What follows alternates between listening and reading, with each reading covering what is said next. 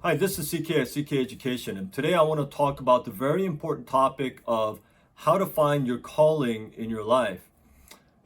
This is a very, very important topic, um, and people who don't find their calling in their lives end up inevitably feeling empty and feeling like they wasted their lives, feeling like they didn't do the thing that they were supposed to do.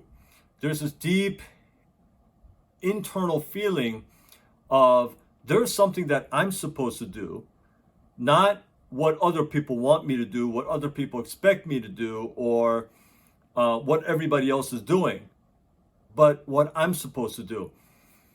I think sadly, I think most people in life live without fulfilling their true calling in life.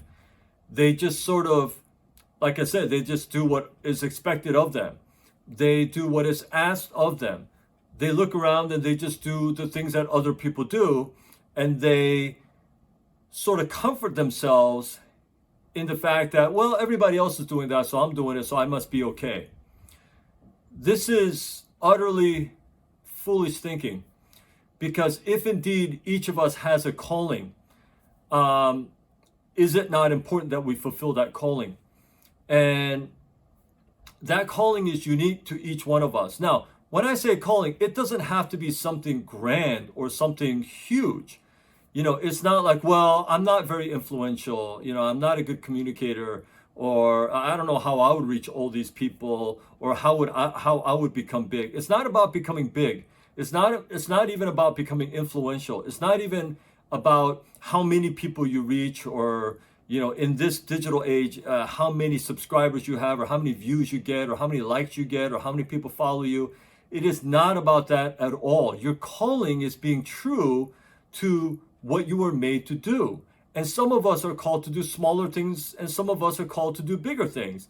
But we have to be true to that, because in fulfilling that calling is the only way that we find true purpose and joy and peace and fulfillment in our lives. Doing something else might make you more money. Doing the other thing might make you more popular, but it's not going to do anything to fill that hole inside of you. And at the end of it, you can't take your money, you can't take your cars and your houses and your possessions. When you die, you can't take all that.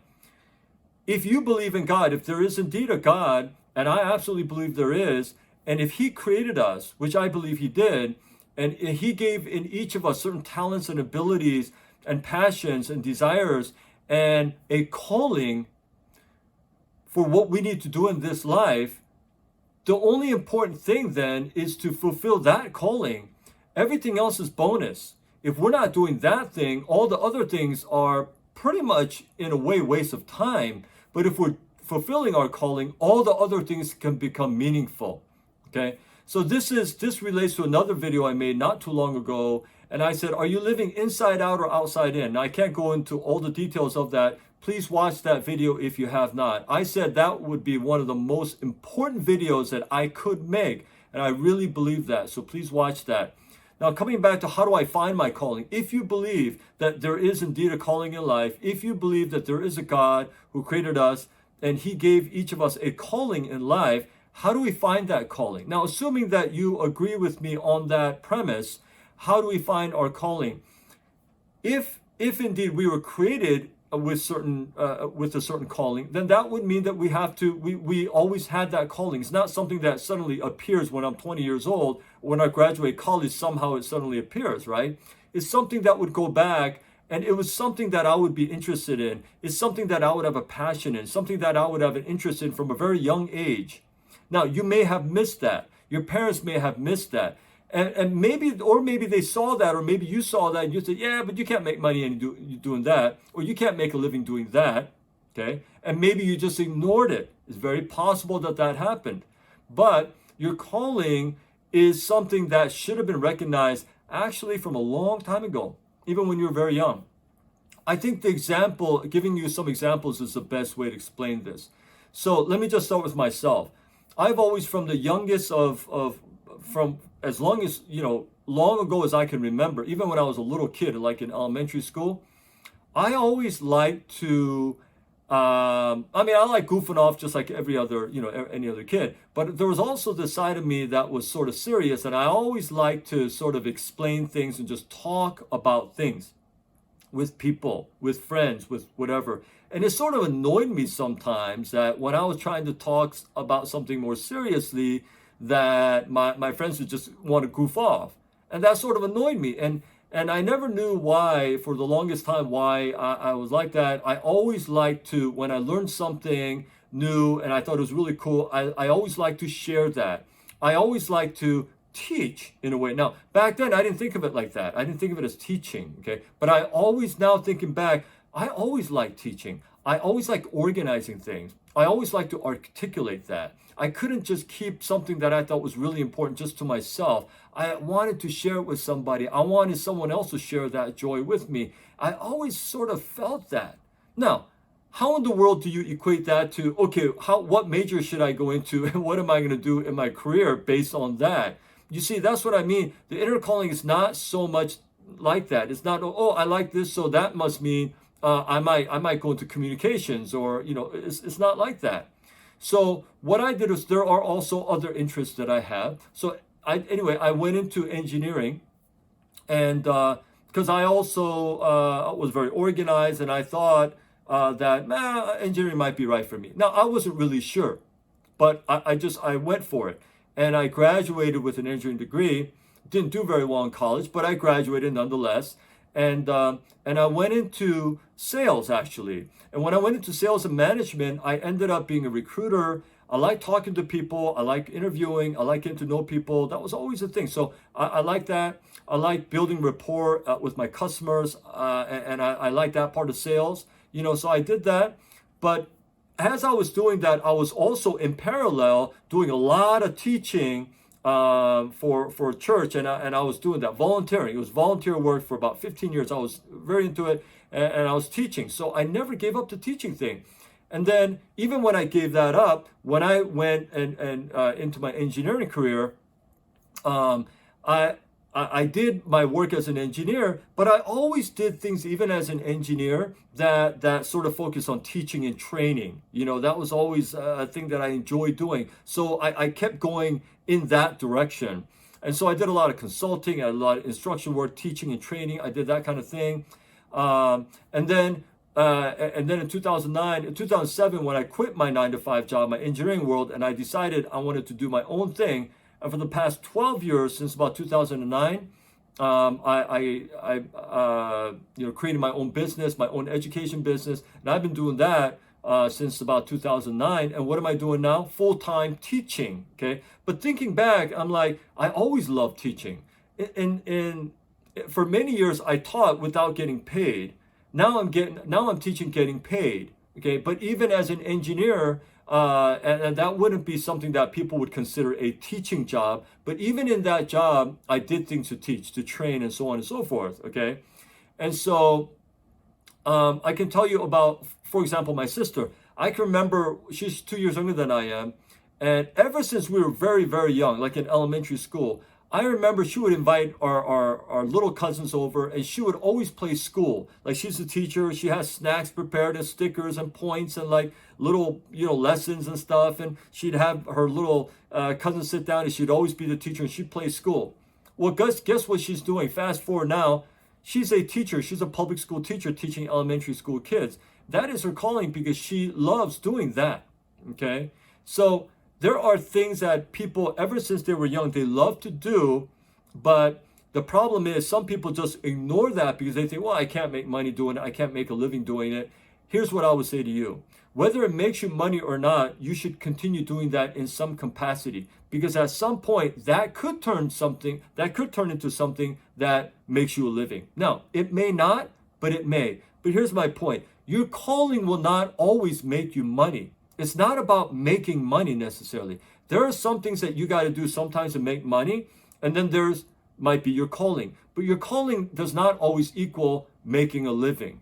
Okay? So I want to be very clear. Now, if you can make money in your calling, that is the best of all worlds, I think. And so I consider myself very, very fortunate and lucky. I'm so grateful that I can fulfill my calling and still make a living doing it is awesome. There's no greater, situation, position to be in. There's no greater job than to love what you do, because you know that's what you were made to do. Now, I'm not just made to teach. I have many other interests as well, but this is a big primary dominant calling of mine, if you will. There are other things that I do as well, but this is a very dominant one, because no matter what I do, I always end up teaching, so, and that's just something that just naturally comes to me. And so I love that aspect of life, and when I do it, I feel so fulfilled, I feel happy, I get excited. And this is why I've said many times in my other videos that I don't care how many subscriptions I have, I don't care how many views I get, it doesn't matter to me. That is not what motivates me to make these videos. I'm looking at, and I'm thinking about the one person watching this video, you. As you watch this video, I'm thinking of you. I'm thinking of how I can help you. And if you are helped, that you on the other side of this video, if you are being helped by this video, man, that's awesome to me. I don't know who you are. Maybe I know who you are. Maybe I don't. But it doesn't matter. If you're being helped, then that is my motivation and my goal. So it's not about I'm trying to make money on YouTube or nothing like that. Okay. That is not my calling. I already am doing my calling. Making these YouTube videos is not, I don't think it's part of my calling. It's something I love to do. Maybe it's part of it, but I don't have to make money on it. Okay. So now here's the other thing about calling. It will be related to something that you've always been interested in. And maybe it's something that you've sort of ignored, but get back into it. Okay. If you love writing, get back into writing. Yeah, but I don't make any money doing writing. Doesn't matter. You got to write because you're a writer, right? You got to do this because you got to do this. You got to teach because you're a teacher. It's just the way it is. And we have to do that. And sometimes when we do that, it will lead into other things that we don't even know. But you got to keep pursuing that in some capacity. Okay. And the other thing is sometimes the things that you do in your career, in your major, again, those are not necessarily related to your calling. Doesn't have to be. But when you get into those things, you'll see that your calling somehow fits into whatever you're doing. Okay. And sometimes when you're doing that thing later, you'll find out, oh, you know what? I'm going to stop doing this. I'm going to start doing this other thing because that is closer to my passion, closer to my meaning. And I think I can make a living doing that. So you will sort of find your way. It's not so, crystal clear. Okay, this is my calling. This is what I'm going to major in. This is what it's not. I've met very few people. In fact, I haven't really met anyone like that. Okay, so you sort of figure out, you sort of adjust, you sort of change. So what does this require? This requires an open mind.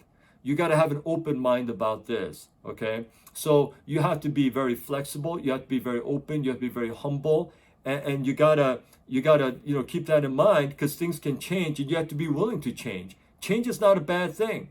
Okay, change could be very good, especially if it gets you closer. If it gets you closer to the thing that you are really supposed to do.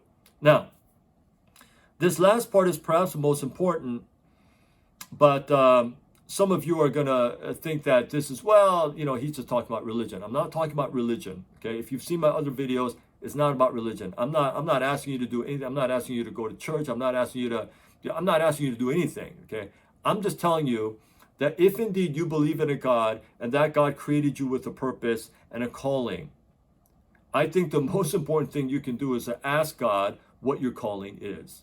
Okay, so now He has implanted in you certain things and certain gifts that are obvious, and so you should definitely pursue that. But the details and the nuances of should I now you can fulfill your calling. Should I do this? Should I do this? Or even if I do this, should I do it this way or this way? Which way should I do that? I think it's very important that you ask God that in a humble way and sincerely you ask Him for direction and guidance. Now, I can make a lot of videos on this, and I haven't up to this point, and I'm not sure if I will, but in my personal life, in my experience, I can tell you that God will take you as seriously as you will take Him. He will guide you as deep as much as you trust Him. And so He's never far away. He's never like, what do I have to do to get close to Him? You just need a humble heart and a sincere heart. And He's right where you need Him. He's right where, He will meet you where you are. But it's not one of those Santa Claus situations that you just call whenever you want something or you call whenever you need something. It is more of a daily, trust. and a real relationship. So I think that if you take that seriously, I think that's perhaps the most important thing that you can do in finding your calling. I think that a lot of people mistake their calling for success. Like a lot of people are very successful in something that, oh, this is totally my calling. I think they're only saying that a lot of times because they're just making a lot of money. But understand that making a lot of money is not necessarily your calling. The thing that you're doing to make tons of money, what I'm saying is don't use money as the metric to measure whether, oh, I'm successful or not. Just because you have a lot of money, you're making a lot of money in something, doesn't necessarily mean you're successful. It doesn't even mean that you're fulfilling your calling in life. But the other side is true as well. Just because you're not making much money doing that thing doesn't necessarily mean that that's not your calling. And it doesn't necessarily mean that you are unsuccessful or failure in that thing. The important thing is that you are true to yourself and you are open-minded, that you are humble and you are asking God for guidance in that matter in a very serious way, in a very sincere way. And I think over time that you will certainly find that. So that's where I'll leave it on this topic. Thank you so much for watching this video up to this point. I really appreciate it. I encourage you to watch many of my other videos. I have over 100 videos on my channel dealing with career success advice and money and personal finance advice, parenting advice, college prep advice for high school students, and mindset for success advice, and on and on. I will include a link to this video of the playlist that this video is in so you can watch many of the other videos, and I encourage you to do that. And thank you again for watching this video, and until my next video, I hope you stay well.